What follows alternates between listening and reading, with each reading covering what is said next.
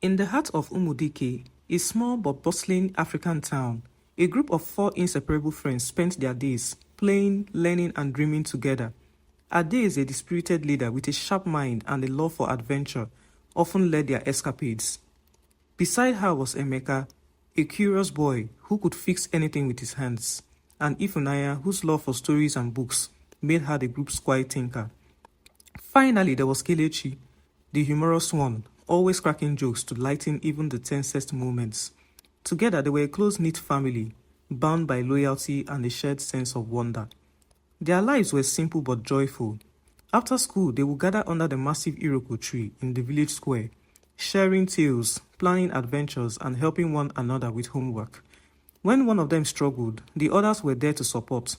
Whether it was Emeka helping Adaeze with math problems or Ifunanya weaving stories to inspire them, their bond was unshakable. Little did they know that their unity would soon be tested by an extraordinary discovery. One sunny afternoon, after finishing their school lessons, the friends decided to explore the outskirts of their town. There was an old abandoned building that had always intrigued them. "People say it's haunted," Kelechi said, pretending to shiver dramatically. Adaeze rolled her eyes. "Ghosts or not? Aren't you curious? Let's go see for ourselves."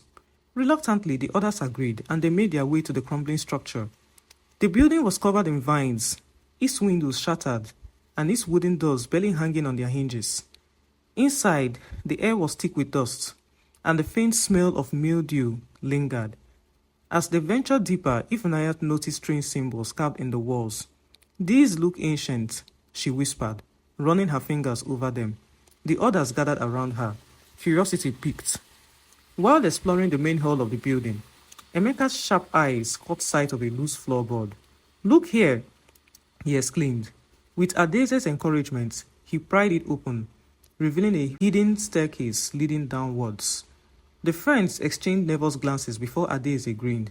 "Come on, what's an adventure without a little risk?" She led the way, and the others followed closely behind. The staircase spiraled down into a dimly lit chamber. At the center of the room stood a massive wooden door, adorned with carvings similar to the ones on the walls above. Ifunaya's eyes sparkled with excitement. "This must be something special," she murmured. The friends worked together to push the door open, revealing a breathtaking sight, an ancient library filled with books, scrolls, and artifacts that seemed to hum with a mysterious energy. As the friends stepped into the library, they were all struck by the sheer number of books lining in the shelves. Some glowed faintly while others seemed to whisper softly, their words just out of reach. "This is incredible," Adaeze said, her voice filled with wonder. Ifunanya picked up a dusty tome and opened it. To her surprise, the words on the page glowed and rearranged themselves into a language she could understand. "This book is teaching me things," she said, her voice trembling. The others crowded around her. Emeka picked up a different book as he read. His hands tingled with warmth. "These books are not ordinary," he said, his eyes wide. "They are alive." The friends soon realized that each book held extraordinary powers, tailored to the reader, but their excitement was short-lived when the room began to tremble. The trembling grew stronger, and a bright light emanated from the center of the library. The friends backed away as the lights were leased into a towering figure. It was a guardian spirit, its form shifting between human and ethereal. "Who dares disturb the sacred library?" the spirit demanded, its voice echoing like thunder. Adaeze stepped forward, her knees shaking but her voice steady. "We didn't mean any harm. We were curious and found this place by accident." The spirit's glowing eyes bored into her. "These books hold great power," it said. "Power that must be used responsibly. By entering this place, you have bound yourselves to its destiny." The friends exchanged nervous glances, realizing they had stumbled into something far greater than they could have ever imagined. "What do we have to do?" Emeka asked. The guardian spirit's expression softened. "You must prove yourselves worthy. The balance of the world depends on it." The guardian spirit gestured towards the shelves, and several books began floating in the air, glowing brighter than before. "Your first test is to uncover the truth hidden within these books," it said. But beware, for not all knowledge is meant to be understood easily. The friends looked at one another, unsure of what to do. Adaeze, as their leader, stepped forward. "We'll figure it out together," she said, her voice resolute. They each picked a book, the pages revealing riddles, maps, and cryptic messages. At first, they struggled, but by pooling their talents, Ifnaya's wisdom, Emeka's practicality, Kelechi's humor to ease the tension, and Adaeze's leadership, they began to piece the clues together. But as they made progress, the room darkened, and shadowy figures began to emerge from the walls. The shadows whispered threats, their voices cold and menacing. Adaeze held firm. "They are just trying to scare us. Stay together." With renewed determination, the group pushed through the fear, using the knowledge from the books to decipher the final puzzle. As they solved it, the shadows retreated and the room returned to its calm state. "Well done," the guardian said, his voice now filled with approval. "You have passed the first test, but there is more to come." After the first test, the friends noticed subtle changes within themselves. Adaeze felt a surge of confidence and clarity in her decisions. Ifnaya found that her memory had sharpened, allowing her to recall even the smallest details. Emeka's hand seemed to hum with energy, making him more skilled than ever at fixing and creating. Kelechi discovered he could sense the emotions of those around him, using his humor to soothe and unite them. Excited yet cautious, the group began exploring the library further. Each section seemed to hold different types of books. Some focused on nature, others on history, and a few on mysterious symbols they couldn't yet understand. As they delved deeper, they began to see visions of the past, the library's creation, its original guardians, and the chaos it had once unleashed when its power fell into the wrong hands. These visions served as a warning and a reminder of the responsibility they now bore. Their bond grew stronger as they shared these experiences, but doubts also began to creep in. "What if we fail?" Ifnaya asked one evening. "What if we are not strong enough?" Adaeze placed a reassuring hand on her shoulder. "We have each other. As long as we stay united, we can face anything." As the friends continued their exploration, they began to notice unsettling changes in the world outside the library. Plants grew at an unnatural speed, animals behaved erratically, and storms brewed without warning. It was as if nature itself was reacting to their presence in the library. The guardian spirit confirmed their fears. "The balance of the world is shifting. Your actions here have awakened forces beyond this realm." Adaeze's heart sank. "What can we do to fix it?" she asked. The spirit's gaze was piercing. "You must master the powers granted to you and face the trials that lie ahead. But beware, for darkness will try to stop you at every turn." The friends exchanged determined looks. They knew the stakes were high, but their resolve was unwavering. Their first challenge came sooner than expected. One evening, as they studied in the library, a dark figure appeared in the doorway. It was cloaked in shadows, its eyes glowing like embers. "You should not be here," it hissed. Their friends stood their ground, using their newfound abilities to fend off the intruder.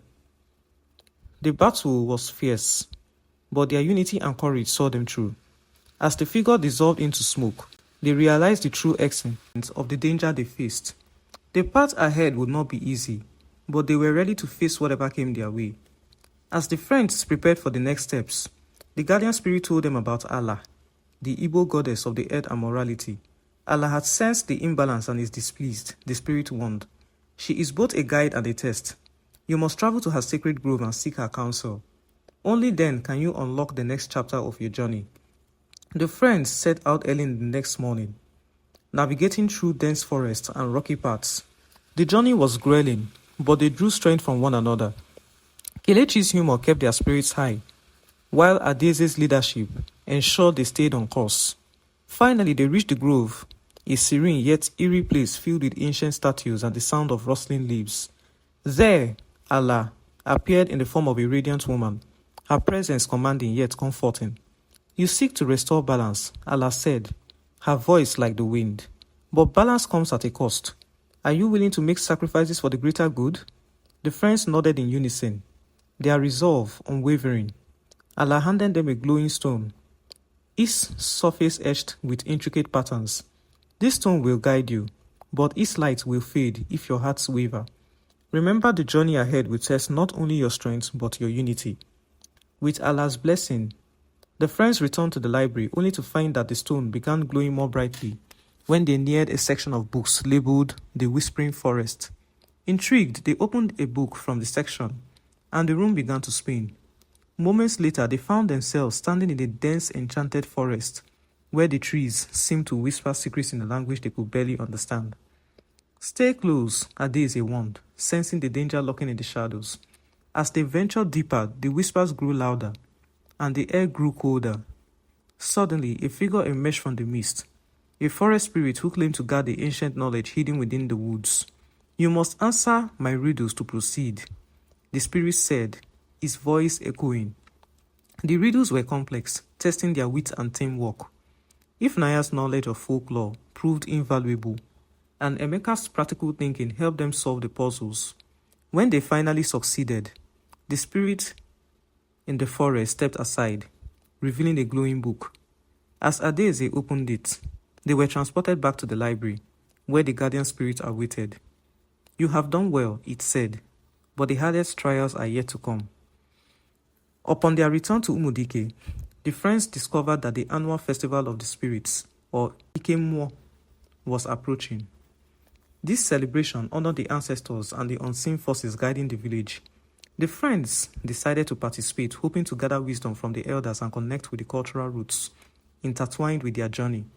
The festival was a vibrant spectacle of music, dance, and rituals. Villagers adorned themselves with colorful attire and masquerades representing ancestral spirits performed in the square. During the ceremony, an elder named Nzoku revealed a prophecy. 4 children will bear the weight of balance, he recited, his gaze lingering on the friends. They must honor the spirits and protect the harmony of our land. This revelation further strengthened their resolve, but it also attracted the attention of a shadowy figure lurking in the crowd. The friends sensed they were being watched, but they chose to focus on the blessings of the festival, which renewed their determination to complete their mission. Guided by the glowing stone, the friends were drawn to a section of the library marked with flowing water symbols. As they opened the book, the library transformed again, transporting them to the river of memory, or Sisommo. The river banks were ethereal, glowing softly under a misty moonlight. A boat appeared, and the ferryman, his face obscured by a hood, beckoned them aboard. Only those who can face their past may cross, he intoned. Each friend was shown visions of their lives, moments of joy, regret, and growth. Adeze saw herself doubting her leadership. Emeka faced his fear of failure.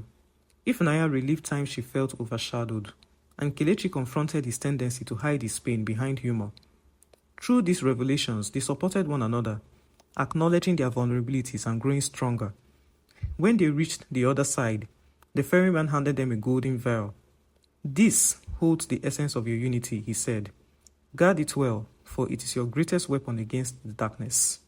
Returning from the river of memory, the friends found the village of Umudike changed. The skies were darker, and the once vibrant marketplace was unusually quiet. The elders whispered of strange occurrences. Crops waiting overnight, animals acting strangely, and eerie laughter echoing in the night. The balance is slipping, Adeze murmured, clutching the glowing stone tighter. As they walked through the village square, they noticed the same shadowy figure from the festival of spirits lurking near the shrine. Kelechi's usual humor was absent as he whispered, "We are being watched." The figure disappeared before they could approach, but they found a black feather and a chilling message carved into the ground. Turn back or lose everything. Adeze knelt down, her resolve firm. This is a warning, but we are not stopping. We will protect this village and restore balance. The glowing stone directed the friends to the Eke market, the heart of commerce in Umudike. The market was deserted, its stalls eerily silent. The guardian spirit here must have been corrupted, Ifunanya said, shivering as a cold wind swept through the square. As they explored, they encountered the spirit now twisted into a monstrous form, his voice booming. "You dare disturb my domain." The friends worked together to calm the spirit. using the golden veil from the river of memory. Each of them spoke words of unity, reminding the spirit of its original purpose to protect and nurture the market. Slowly, the monstrous form dissolved, revealing the serene, glowing being. "Thank you," it said softly. "I had forgotten myself. Take this blessing to aid your journey." The spirit handed them a shimmering orb, which fused with a glowing stone, amplifying its light. The next evening, as the friends rested in Adaisy's family compound, they were visited by the shadowy figure. This time, it spoke. "You are meddling with forces you don't understand," it hissed. "Leave the library and its secrets, and I will grant you safety and power beyond your imagination." The figure raised his hands, showing visions of gold, riches, and influence. Emeka clenched his fists. "We don't want your twisted gifts," he said defiantly. The figure's tone turned menacing. "Then you've chosen your fate." Before it disappeared, it fled behind a wave of energy that shook the compound, cracking walls and toppling furniture. The friends sat together afterward, their resolve unshaken, but their fear growing. "We'll face whatever comes," Adaisy said, her voice steady. "We are in this together." The glowing stone grew warm, directing the friends to the ancestral grove on the outskirts of the village. The grove was sacred, a place where villagers went to commune with their forebears. When they arrived, the air was thick with reverence, and the whispers of unseen ancestors filled the space. "You've come far," a voice said, emerging from the mist. An elderly man dressed in traditional Ishiagu attire appeared before them. "I am Nnanna, your guide in this sacred space," he said. "Your journey is not just about restoring balance to the world, but also finding balance within yourselves." He handed them 4 beaded bracelets, each infused with a distinct power tied to their personalities. Leadership for Adaisy, creativity for Emeka, wisdom for Ifunanya, and unity for Kelechi. Nnanna directed the friends to the spirit hills, warning them of a treacherous climb ahead. "These hills test the worth of all who seek the truth," he explained. As they ascended, the terrain grew steeper, and the air became colder. Shadows danced around them, whispering doubts and fears. Adaisy led the way, her bracelet glowing faintly to guide them. When Kelechi tripped and nearly fell into a ravine, Emeka's quick reflexes saved him. "Thanks," Kelechi said, his usual humor returning despite the tension. The climb forced them to rely on one another more than ever, and when they reached the summit, they found a glowing shrine. Inside was a map pointing to their next destination, the Cavern of Lost Voices. The Cavern of Lost Voices was a place of legend, set to hold the echoes of those who have failed their quests. As the friends entered, the air grew heavy, and they began to hear voices calling their names. "He's trying to confuse us," Ifunanya said, clutching her bracelet. The voices grew louder, accusing them of selfishness and doubt. Each friend was confronted with their deepest fears. Adaisy feared failing her friends. Emeka feared losing his creativity. Ifunanya feared being insignificant. And Kelechi feared abandonment. They held hands, their bracelets glowing brightly, and spoke words of encouragement to one another. The cavern began to tremble, and the voices faded, replaced by a single voice. "You have passed the test." As the friends emerged from the cavern, they were met by someone unexpected, Nnanna. But his demeanor had changed, his eyes cold and calculating. "You've done well," he said, his voice dripping with insincerity. "Now hand over the stone." Realizing it was a trap, Adaisy stepped forward. "You are not Nnanna," she said firmly. The figure laughed, transforming into the shadowy enemy they had encountered before. "Very clever," it said, "but you've underestimated me." A fierce battle ensued, with the friends using their ability and bracelets to fend off the betrayer. Finally, the glowing stone emitted a blinding light, forcing the enemy to retreat, for now. Returning to Umudike, the friends found the village in turmoil. Some villagers blamed them for the strange occurrences, while others supported their efforts to restore balance. The division weighed heavily on the group, especially Kelechi, who struggled to keep morale high. "If we lose the villagers' trust, we lose everything," Adaisy said. They decided to hold a meeting in the square, explaining their journey and the sacrifices they had made. If Naya told stories of their trials, weaving in lessons of unity and courage, slowly the crowd began to understand, and the elders offered their blessings. Stay strong, Nzoku said. You carry the hopes of this village.